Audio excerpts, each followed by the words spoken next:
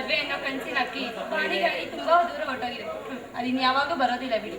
ಆ ಅಕ್ಕಿ ನಿನಗೋಸ್ಕರ, ಈ ಚಿಲುವೆಯ ಮೊಗಕ್ಕೋಸ್ಕರ ಬಾನಿಂದ ಭೂಮಿಗೆ ಬರೋದು ಯಾವಾಗ ಶ್ರುತಿ? ಇಲ್ಲ ಸಂಗೀತ, ಅದು ಬಹಳ ದೂರ ಹೋಗಿದೆ. ಅದು ಎಂದಿಗೂ ಬರೋಕ್ ಸಾಧ್ಯನೇ ಇಲ್ಲ. ನೀನ್ ಒಗಟಿನ ಮಾತು ನನ್ಗೊಂದು ಅರ್ಥ ಆಗ್ತಿಲ್ವಲ್ಲ.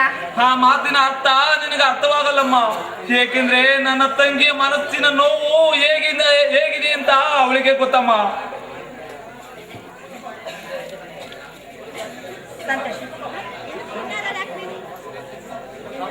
ಸತೀಶ, ನೀನು ಎಲ್ಲರನ್ನೂ ಕರ್ಕೊಂಡು ನಡೆಯೋ. ಸರಿಯಪ್ಪ. ಅಕ್ಕ ನಾನು ಹೋಗಿ ಬರ್ತೀನಿ, ಆಶೀರ್ವಾದ ಮಾಡಕ್ಕ. ನಿನಗೆ ಈ ಅಕ್ಕನ ಆಶೀರ್ವಾದದ ಅವಶ್ಯಕತೆ ಇಲ್ಲಪ್ಪ. ನೀನ್ ಹೇಳ್ತಾ ಇದೀಯ ಅಕ್ಕ? ಹೌದು, ನಿನಗೆ ಆಶೀರ್ವಾದ ಮಾಡೋದಕ್ಕೆ ನಾನೇನು ಪಟ್ಟಣದ ಶ್ರೀಮಂತ ಅಕ್ಕ ಅಲ್ಲ ನೋಡು. ಆದ್ರೂ ಸಂತೋಷ, ನೀನು ಎಷ್ಟೇ ಶ್ರೀಮಂತ ಆದರೂ ಎಲ್ಲೇ ಇರು, ಹೇಗೆ ಇರು, ಸುಖವಾಗಿರು. ಆದರೆ ಹಳ್ಳಿಯಲ್ಲಿ ಅಕ್ಕ ಭಾವ ಇದ್ದಾರೆ ಅನ್ನೋದನ್ನ ಮಾತ್ರ ಯಾವ ಕಾಲಕ್ಕೂ ಮರಿಬೇಡಪ್ಪ. ಇಲ್ಲ ಅಕ್ಕ, ಎಂತ ಸಮಯದಲ್ಲೂ ನಾನು ಮರೆಯೋದಿಲ್ಲ ಅಕ್ಕ. ಅಕ್ಕ ನಮ್ಮ ಮನೆಗೆ ನೀವು ಒಂದ್ಸತಿ ಬನ್ನಿ ಅಕ್ಕ. ಬರ್ತೀವಿ, ಬನ್ನಿ. ಖಂಡಿತವಾಗ್ಲೂ ಬರ್ತೀವಿ. ಆದ್ರೆ ಈಗಲ್ಲ, ಸಮಯ ಬಂದಾಗ ಖಂಡಿತವಾಗ್ಲೂ ಬರ್ತೀನಿ. ಸರಿನಾ? ಬನ್ನಿ, ಕಾರ್ ಬಂದಿದೆ, ಎಲ್ಲರೂ ಹೋಗೋಣ.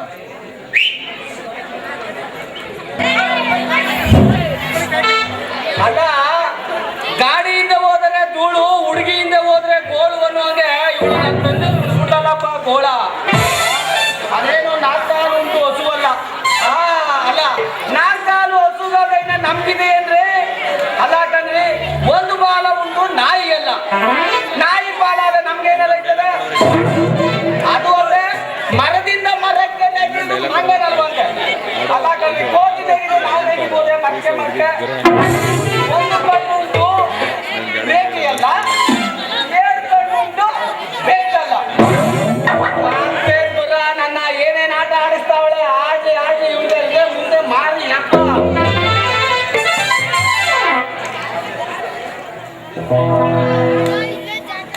ಇಲ್ಲಿ ಯಾರೋ ಆ ಕಡೆಯಿಂದ ಒಬ್ಬ ಬುದ್ಧಿ ಅಂತ ಗೊತ್ತಾಗೋಂಗ ಅವನೇ. ನೋಡಿದ್ರೆ ಒಳ್ಳೆ ಬುದ್ಧಿವಂತರಂಗೆ ಕಾಣ್ತಾವ್ರೆ. ಬರ್ಲಿ ಬರ್ಲಿ ಅರಿಸ್ ಬಂದ್ರೆ ಅವ್ರ ವಿಚಾರಿಸ್ಕೊಂಡು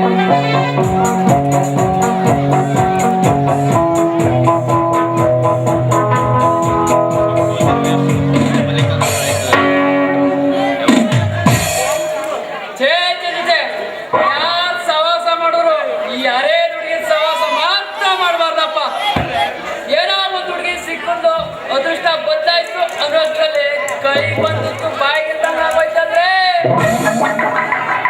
ಏನೋ ಜೀವನದಾಗೆ ಎಲ್ಲ ಮದುವೆಯಾಗಿ ಸವಿಗಣ್ ಕಾಣೋಣ ಅಂದ್ರೆ ಈ ಸೀರಾ ನಾನ್ ಕಂಡಾಗ ನನ್ ಜೊತೆ ನಾನಿಲ್ಲ ಅಂದ್ರ ಪಿ ಬತ್ತಿ ಜೊತೆ ಪಿಂಕ ಪಿನಾಣ ಮಾಡ್ಕೊಂಡು ನನ್ಗೆ ಚಳ್ಳೆಯನ್ನ. ನಮಸ್ಕಾರ ಸ್ವಾಮಿ. ಸ್ವಾಮಿ, ಈ ನಡುವಿನಲ್ಲಿ ರಮೇಶ್ ಅಣ್ಣವರ ಅಂಗಡಿ ತಾವಿಂದ ಏಕಪಾತ್ರ ಅಭಿನಯ ಮಾಡ್ಕೊಂಡು ಬಂದಿದ್ದೀರೋ, ಏನ್ ಸಮಸ್ಯೆ? ನಮ್ಮ ಸಮಸ್ಯೆ ಮಾಮೂಲಿ ತಾನೆ. ನಮ್ಮ ದೇಶದಲ್ಲಿ ಮುಖ್ಯಮಂತ್ರಿ ಸೀಟ್ಗೆ ಯಡಿಯೂರಪ್ಪ ಕಾಯ್ಕೊಂಡು ಕೂತವನೆ.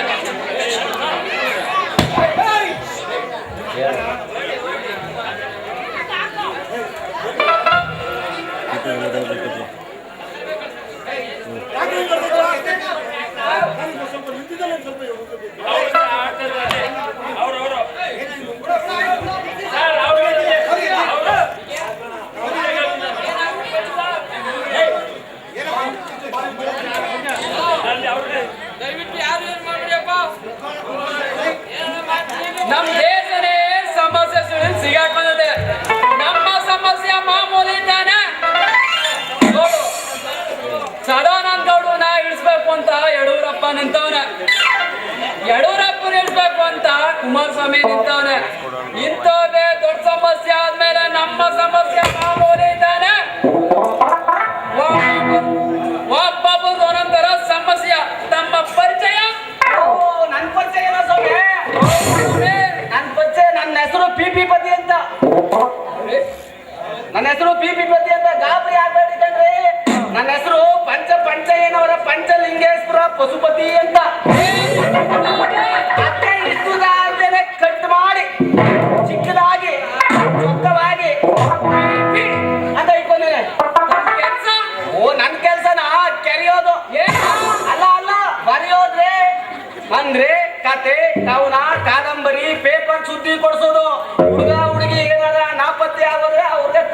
ಹಾಕ್ಸೋದು. ತುಂಬಾ ಒಳ್ಳೆದಾಯ್ತು ಸ್ವಾಮಿ ಸಿಕ್ಕಿದ್ದು. ಕತೆ ಕವನ ಬರೆಯೋರು ಅಂದ್ಮೇಲೆ ಬುದ್ಧಿವಂತರೇ ಇರ್ಬೇಕು. ನಮ್ದೊಂದು ಒಕ್ಕೈತೆ ಬಿಡಿಸ್ತೀರಾ ಸ್ವಾಮಿ? ಒಟ್ಟು ಓ ಅದೇನು ಸ್ವಾಮಿ? ಹೇಳೋಣ. ಹೇಳಿ. 3 ನಾಮ ಉಂಟು ದಾಸೇನಂದ.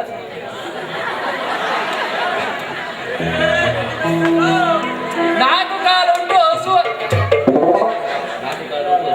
4 ಕಾಲುಂಟು ಹಸು ಅಲ್ಲ.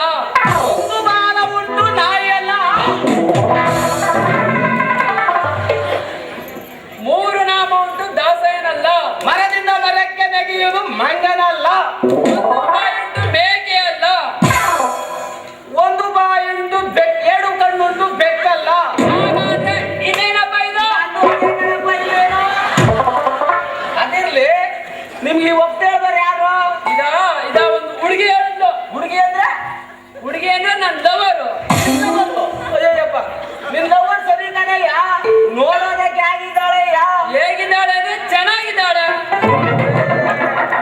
ಚೆನ್ನಾಗಿದ್ದಾಳೆ ಸರಿ, ನಿಂತಕ್ಕೆ ತಾನೇ ಚೆನ್ನಾಗಿರೋದು. ಅವ್ಳ ಪರಿಚಯ ತಿಳ್ಸಯ್ಯ. ಹಾಗಾದ್ರೆ ಕೇಳು, ಅವ್ರಿಗೆ ಕೈ ಇವೆ. ಬರೀ ಕೈ ಅಂತ ಆದ್ರೆ ಹೊರ್ತು ಮುಂದಕ್ಕೆ ಏನು ಅಂತ ಸ್ವಾಮಿ ಏನ್ ಕೈ ಬಿಟ್ಟು ಮುಂದಕ್ಕೆ ಹೇಳಯ್ಯ. ಒಬ್ಬೊಬ್ರಿಗೆ ಒಂದೊಂದ್ ಕೈ ಇರಲ್ವಾ? ಅಪ್ಪ 2 ಕೈ ಇವೆ ಅಂತ. ಸ್ವಾಮಿ ಒಂದ್ ಕೈ ಇರ್ತದೆ, ಏನಾದ್ರು ಆಕ್ಸಿಡೆಂಟ್ ಆಗಿದ್ರೆ ಒಂದೇ ಕೈ ಇರುದು. ಅದ್ ಬಿಟ್ಟು ಮುಂದಕ್ಕೆ ಕೇಳು. ಒಬ್ಬ ಮನುಷ್ಯನಿಗೆ 2 ಕೈ, 2 ಕಣ್ಣು, 1 ಮೂಗು, 2 ಕಿವಿ, 1 ಬಾಯಿ, 1 ಮೀಸೆ, 1 ಮುಂದಕ್ಕೆ ಕೇಳು. 2 ಕಾಲಿವೆ. ಒಳ್ಳೆ ಸರ್ ಅನ್ನು ಬಿಟ್ಟು ಮುಂದಕ್ಕೆ ಕೇಳಯ್ಯ. ಮುಂದಕ್ಕೊಂದು ಹೊಟ್ಟೆ. ಎಲ್ಲರೂ ಹೇಳ್ತಾಗನೆ ಹೊರ್ತು ನಾನು ಕಿವಿ ಕೆಟ್ಟೋಯ್ತು. ಉದ್ದಕ್ಕೆ ಕುಳ್ಳಕ್ಕೆ ದಪ್ಪಕ್ಕೆ ಸಣ್ಣ ಕಾಳು. ಸರಿಯಾಗಿ ಹೇಳಯ್ಯ. ಅರ್ಥವಾಗ್ಲಿಲ್ವಾ?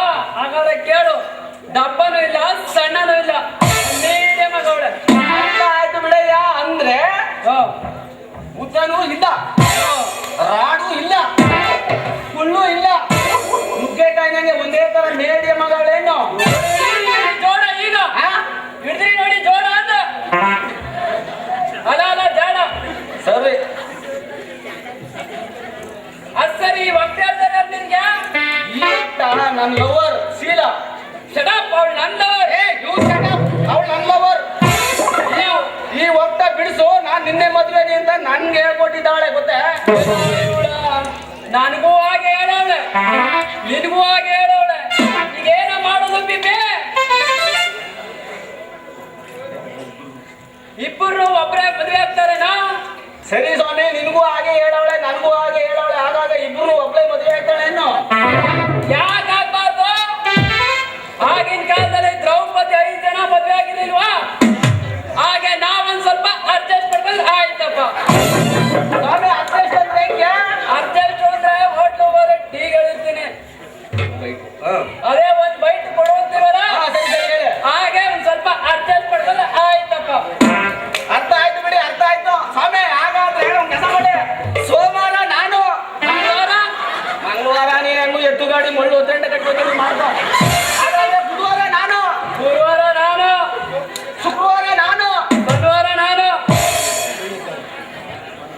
ಭಾನುವಾರ ಅಯ್ಯೋ ದಡ್ಡ, ಇಡೀ ಪ್ರಪಂಚನೇ ಭಾನುವಾರ ರಜಾ. ರಜಾ ನಡೆ ಹೋಗೋಣ.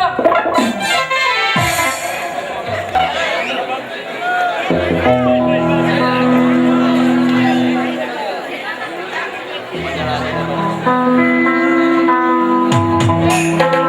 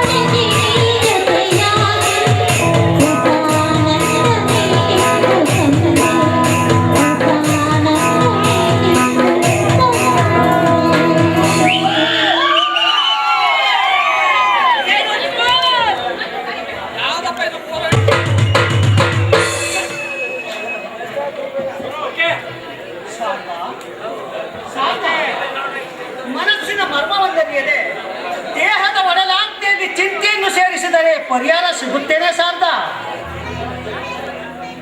ನನ್ನ ಬಾಳಿನ ಮುಂದಿನ ಪದದ ದಾರಿಯ ಮುದುಡಿ ಕೂತಿರುವಾಗ ಚಿಂತೆಯಲ್ಲೇ ಇನ್ನೇನ್ ಮಾಡಲಿ ಸ್ವಾಮಿ ನಾನು. ತಪ್ಪು ಶಾರದಾ, ತಪ್ಪು. ಆ ಆಸೆ ಎಂಬ ಕುದುರೆಗೆ ನಿರಾಸೆ ಎಂಬ ಕಡಿವಾಣವನ್ನು ಹಾಕಿಸಿದಾಗಲೇ ಮನಸ್ಸಿಗೆ ಶಾಂತಿ ಕಣೆ. ಆದ್ರೆ ನನ್ನ ಬಾಳಿನ ಭಾಗದ ಬೆಳಕಿನಲ್ಲಿ ಉಳಿದಿರೋದು ಅದೊಂದೇ ತಾನೆ. ಮುಂದೆ ದಾರಿನೇ ಕಾಣದೇ ಇರುವಾಗ ಇದು ಶಾಂತಿ ಯಾರಿಗೆ ಬೇಕಾಗಿದೆ ಹೇಳಿ? ಯಾರಿಗೆ ಬೇಕಾಗಿದೆ?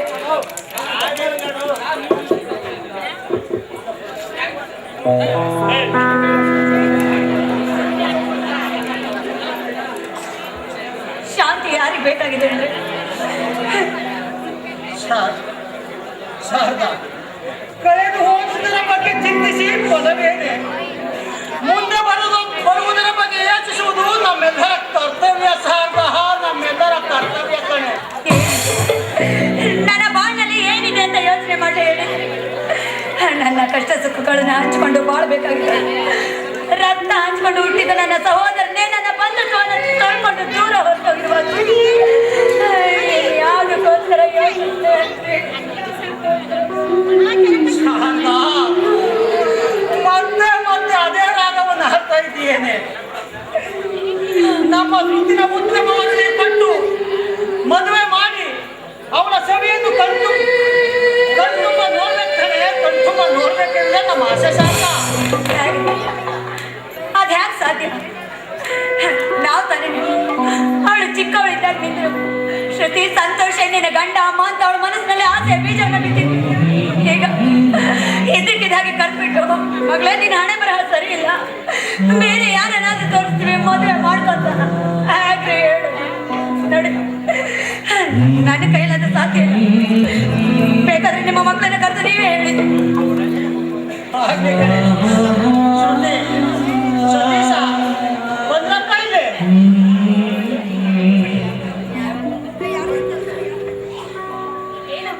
ಬಾಮ ಸುತ್ತಿ ಅಮ್ಮ, ನಾನೊಂದು ಮಾತು ಕೇಳ್ತೀನಿ, ನಡೆಸ್ಕೊಡ್ತೀಯ ನಮ್ಮ ಮಗಳೇ?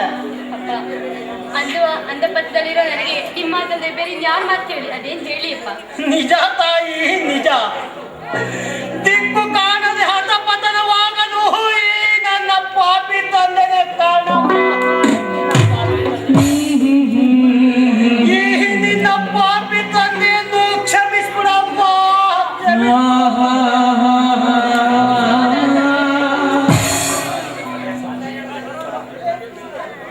ಸಮಾಧಾನ ಇರ್ಬೇಕಂದ್ರೆ ನೀನು ಈಗ ನನ್ನ ಜೀವಿತದಲ್ಲಿ ಉಳಿದಿರುವುದು ಆ ಸಮಾಧಾನ ಒಂದೇ ಕಣಮ್ಮ. ಆ ಸಮಾಧಾನ ಹೀಗೆ ಇರಬೇಕು ಅಂದ್ರೆ ನೀನು ನೀನು ಹೇಳಿ ಅಪ್ಪ, ಹೇಳಿ ನಾನು ಏನ್ ಮಾಡ್ಲಿ? ಕೆರೆ ಬಾವಿ ನೋಡ್ಕೊಳ್ಳೋ ಅಥವಾ ನೇರ ಹಾಕೊಂಡು ಸಾಯಿಲೋ ಹೇಳಿ ಅಪ್ಪ, ಹೇಳಿ. ಬೇಡಮ್ಮ, ಬೇಡ. ನೋಡು, ಮೊದಲೇ ನೊಂದಿರೋ ನಿಮ್ಮ ತಂದೆಯವರ ಮನಸ್ಸಿಗೆ ಈ ರೀತಿ ಎಲ್ಲ ಮಾತಾಡಿ ಮತ್ತೆಷ್ಟು ನೋವನ್ನು ಕೊಡ್ಬೇಡ.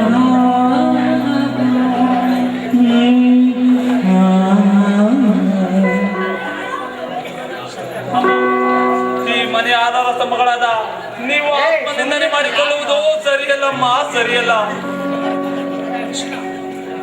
ಅಪ್ಪ, ಹೊರಡ್ಬಿಡಪ್ಪ. ನೀನತ್ರ ನನಗೂ ಬರುತ್ತೆ. ಇಲ್ಲಮ್ಮ, ನಿನ್ನಂತ ಬಂಗಾರದಂತ ಮಗಳಿರುವಾಗ ಅದನ್ನು ಶ್ರುತಿ ಆದುದೆಲ್ಲ ಒಂದು ಕನಸೆಂದು ತಿಳಿದು ಬೇರೊಂದು ಮದುವೆಯಾಗಿ ನಮ್ಮೆಲ್ಲರ ಚೇತನ ಚಿಲುವೆಯಾಗಮ್ಮ. ನಿಮ್ಮಲ್ಲಿ ಮಾತಾಡಲ್ಲ ನೋಡಿ. ಒಂದು ಗಿಡ ನೆಟ್ಟಿ ಆ ಗಿಡ ಚೆನ್ನಾಗಿ ಚಿಗುರು ಬೆಳೆದು ಫಲ ಕೊಡ್ತಿದ್ದಾಗ ಆ ಜಾಗ ಇನ್ನೊಂದು ಗಿಡ ತಂದು ನೆಡ್ಬಹುದೇ ಹೊತ್ತು ಒಂದ್ಸಲ ಕಟ್ಟಿದ ಮನೆನ ಧೈರ್ಯವಾಗಿ ಇನ್ನೊಂದು ಮನೆ ಕಟ್ರೆ ಆ ಮನೆ ಶಾಶ್ವತವಾಗಿರೋದಿಲ್ಲ ಅಪ್ಪ, ಶಾಶ್ವತವಾಗಿ. ಏನಮ್ಮ ಹೇಳ್ತಾ ಇದೀಯ? ಹಾಗಾದ್ರೆ ನಿನ್ನ ಮದುವೆ ಅದೆಂದಿಗೂ ಸಾಧ್ಯವಿಲ್ಲ ಅಪ್ಪ. ಶ್ರುತಿ, ಬೇಡಮ್ಮ, ಬೇಡ ಕಣೆ. ದಯವಿಟ್ಟು ಇಂಥ ಕೆಟ್ಟ ನಿರ್ಧಾರನ ನೀನು ಹೆಣ್ಣು. ಈ ಹಾಳು ದರಿದ್ರದ ಸಮಾಜದಲ್ಲಿ ಬಾಳೋದಕ್ಕೆ ಸಾಧ್ಯ ಇಲ್ಲ ಅಮ್ಮ. ನಾಳೆ ದಿವಸ ಈ ಸಮಾಜದಿಂದ ಬರೋ ಅಪನಿಂದನೆ ಮಾತುಗಳನ್ನ ನೀವು ಕೇಳಬೇಕಾಗತ್ತೆ. ಅಪನಿಂದನೆ ಅಪನಿಂದನೆ ನಿನ್ನೊಬ್ಬನ ಕಡೆ ಸಾಧ್ಯ. ತಂದೆ ತಾಯಿಗಳಾದ ಜನ ನಮ್ಮ ಕಡೆ ಕೈ ಎತ್ತಿ ತೋರಿಸ್ತಾರೆ ಕಡೆ. ಮಕ್ಕಳನ್ನು ಹುಟ್ಟಿಸಿ ಮಕ್ಕಳನ್ನ ಭವಿಷ್ಯವನ್ನು ನಿರ್ಮಿಸದೆ ಹೋದ ಮೇಲೆ ಮಕ್ಕಳನ್ನು ಏಕೆ ಹುಟ್ಟಿಸಬೇಕೆಂದು ಜನ ಚೀತು ಎಂದು ನಮ್ಮ ಕಡೆ ಕೈ ಎತ್ತಿ ತೋರಿಸ್ತದಮ್ಮ. ಅಪ್ಪ, ಏನು ಈ ಸಮಾಜಕ್ಕೋಸ್ಕರ ಇಲ್ಲಿರೋ ಜನಗಳಿಗೋಸ್ಕರ ನಿನ್ನ ಮಗಳನ್ನ ನೀನೇ ನಂಬೋದಿಲ್ವೇನಪ್ಪ? ಇದೆಯಮ್ಮ, ಇದೆ. ನಿನ್ನ ಮೇಲೆ ಅಗಾಧವಾದ ನಂಬಿಕೆ ಇದೆ. ಆದ್ರೆ ದುರ್ಜನರು ತುಂಬಿರುವ ಈ ಸಮಾಜ ನಿನ್ನ ನಂಬೇಕಲ್ಲಮ್ಮ. ಅಣ್ಣ, ಹಾಗಾದ್ರೆ ಈ ಸಮಾಜಕ್ಕೆ ಈ ಜನಕ್ಕೋಸ್ಕರ ಬದುಕಬೇಕಣ್ಣ. ನಿಜನಮ್ಮ, ನಿಜ. ಅವರಿಗೋಸ್ಕರ ಬಾಳುತ್ತಿಲ್ಲ ನಿಜ. ಆದ್ರೆ ಈ ಸಮಾಜದ ಜನರ ನಡುವೆ ಬಾಳುತ್ತಿದ್ದೇವಮ್ಮ, ಬಾಳುತ್ತಿದ್ದೇವೆ. ಅದೇ ನಮ್ಮ ತಪ್ಪಮ್ಮ, ತಪ್ಪು. ಯಾರೋ ಮಾಡಿದ ತಪ್ಪಿಗೆ ನೀನು ಬಲಿಯಾಗುತ್ತೀಯ ಕಂದ, ಬಲಿಯಾಗುತ್ತೀಯ. ಅಯ್ಯೋ, ನನ್ನ ಸಂಸಾರದಲ್ಲಿ ಇಂತಹ ಗಾಳಿ ಬೀಸುತ್ತದೆ ಎಂದು ನನ್ನ ಕನಸು ಮನಸ್ಸಿನಲ್ಲಿಯೂ ಸಹ ತಿಳಿದಿರಲಿಲ್ಲವಲ್ಲಪ್ಪ.